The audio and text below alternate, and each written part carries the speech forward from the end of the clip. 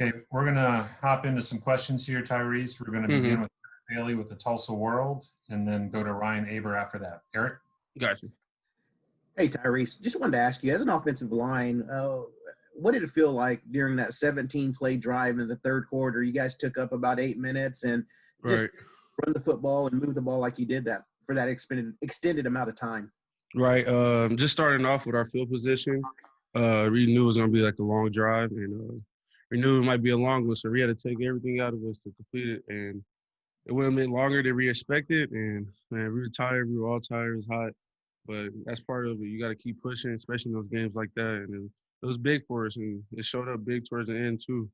But yeah, it was a long drive. I was tired. I'm not gonna lie, but yeah, we had to do what we had to do to push through, and we did it. So it was good. Thanks, Tyrese. Yes, sir. Okay, Ryan Aber with the Oklahoman and then Jason Kersey. Yeah, Tyrese, how much better do you feel like the offensive line performed Saturday? I know Lincoln said that the way the running backs were reading things too was a whole lot better. But do you feel like this line's finally starting to come together and that can mean big things for the future for this group? Right. Yeah. No doubt. Just me personally, I wasn't playing up to my ability, and that's just something we stressed on. Just finishing plays from the past 3 games. We're watching film. Just finish plays, running downfield, doing a little bit extra on the plays. All we really focused on this week, past week, was 5 guys working together. It'll be 4 on the same page, and one person might not. So we just took that in consideration. We attacked that in practice, and it showed during the game. But I feel like we took the right step in what we can be this year. And shoot, there's no better way to start it off with that Texas game. So we just look forward to improving each week. Got this bye week. We're gonna focus on our feet and our hands and stuff, just technique stuff. So just moving forward, we just gotta be more consistent, and you're gonna see a better O line out of us. So I'm excited for the rest of the year. Appreciate it, Tyrese. Yes, sir. Jason Kersey with the Athletic and then Joe Bettner. Tyrese, how important was it for you guys as an O-line, as an offense, to prove that you could punch it in from 2 yards out? It felt like for the first couple of weeks, maybe the goal line, short yardage stuff wasn't where we're used to seeing it from you guys. Right. No, yeah, I agree. Just like I said, just our mentality. We just got to come and approach it in the mentality, but it starts on Monday, Sunday, whatever, the game before, just attacking the film, knowing our assignments better, and really just practice how you play. Shoot, we practice hard. We practice hard during this week. We took another step. We try to attack everything as a game-like rep during practice. So it pays off. You're going to play how you practice. So we just got to keep improving, playing with lower pads, hands, like I said. But it's a good week for us to improve as an O-line and attack next week against TCU. Thanks, Tyrese. Yes, sir. Okay, Joe Bettner with the Norman transcript and then John Hoover. Hey, I'm curious, just with the way that this offseason was so different and fall camp was so different, was there anything difficult for you guys to overcome as far as maybe getting into a groove, just kind of based on how the first few weeks went? It seems like you experienced some growing pains as a line, but I'm curious, was there anything difficult for you guys to overcome with this strange offseason? Right. I mean, yeah, it was kind of difficult just trying to meet up with everybody and work as a unit, like watching film together. But we did it on Zoom a lot. But just having us back together, that outside of football team chemistry, position chemistry was big and it's huge for, especially as O-line. Like you gotta have 5 guys up there that you consider brothers. So just coming in that off season, like just the freshmen, like Anton, Andrew, and all of them, like we knew them, but like we never really got to see them face to face. It was all on Zoom, but like I said, we're just building that chemistry. Like we're all hanging out, spending time with each other, just in the facility, watching film together. So it's big, but yeah, it was kind of rough, but it's no excuses. We should be playing how we should play, but nah, it was exciting. But it was exciting to see the freshmen and getting close with them too. So Thank you. yes, sir. We'll go to John Hoover with SI Sooners and then Brandon Drum. Hey, Tyrese, with so much talent and experience returning to the offensive line this year, why do you think it took so long for you guys, the O-line as a group, to get it together? What do you think was missing when you look back at those first 3 games? Uh, I just feel like our mentalities approaching practice. Like I said, we just didn't really attack it like that, and just really finishing. You got to be in finishing. I feel like I was out of shape the first 3 games, whatever, but I'm improving on that, trying to drop some weight.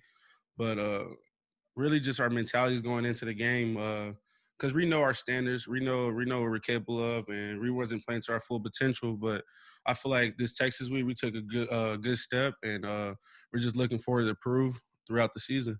Quick question for you on TJ, if you don't mind. We've Right. seen a ton of talented running backs come through here over the last few years. I wonder if you could comment not only on his performance Saturday, but kind of the perseverance that he showed in what he Right. called hard times. Right. No, yeah, just coming in, TJ. No, he's always been a guy that's been looking for his opportunity, and this year is a perfect opportunity for him. So I feel like he's been tagging practice.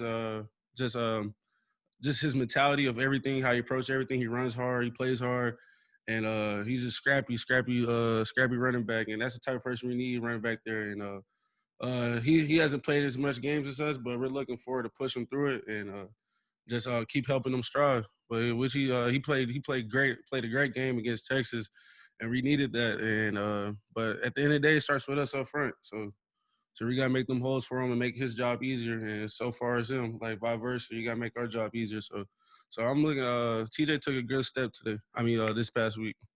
Thank you. Appreciate it. Yes, sir. We're running low on time. If we could limit ourselves to one question each, please. Brandon Rum and then Mason Young. Hey, T-Rob. Question, talking about all those different quarterbacks that you guys have been through in the past couple of years, Right. can you talk about just how hard it is to understand when they're going to decide to scramble? You know, you have an internal clock as a lineman of knowing, you know, when things are probably breaking down in your Right. head and they're probably going to try to improvise.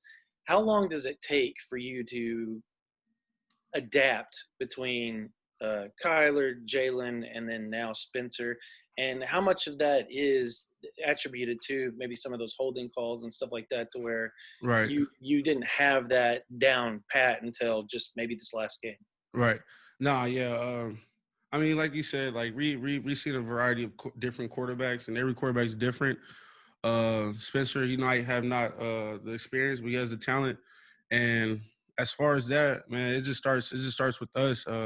We have to build that trust. We have to trust him. There's been some times where he might drop back, and just because of the previous plays of our practice or whatever, of him feeling that rush, he might scramble. So really, it just starts with us in practice. Just building that trust and that confidence with him, so he can sit there in the pocket. But just as far as that, man, like we're experienced guys. So four of us been starting, or five, Swinson too.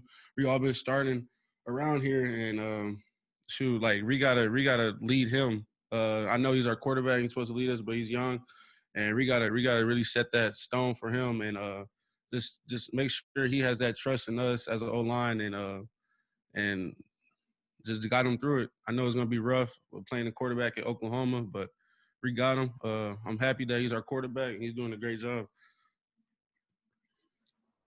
Go to Mason Young with OU Daily. Tyrese, after the way that you guys were able to run the ball Saturday, what was the conversation with Coach Beatonbaugh like, and just what was his evaluation of where you guys are at as a unit right now, as opposed to maybe after the other games? Nah, with that, he said that we improved.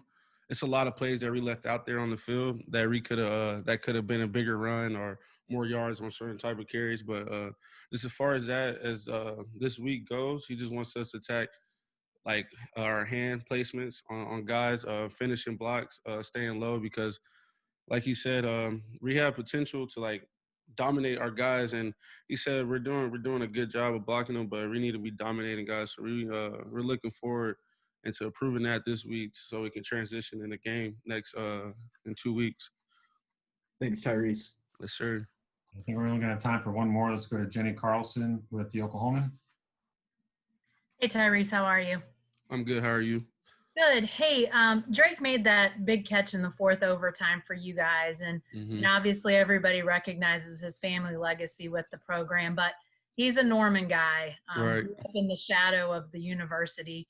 Do you sense sort of that level of pride in him that, you know, it's not just about his family, it's about Right. him more? No, yeah, no doubt. Drake, he's a hard worker. He comes to push, and he knows he has that little chip on his shoulder just because of his last name, but he doesn't let it phase him. I like Draco. Nah, he's doing good. He's doing good. You can see he has that talent, and man, like he's gonna be a special guy here, and gonna live on that last name that he has. So I'm proud of him. It was a great great play by him in the biggest game probably of his life. So it was good. It was good. I'm proud of him.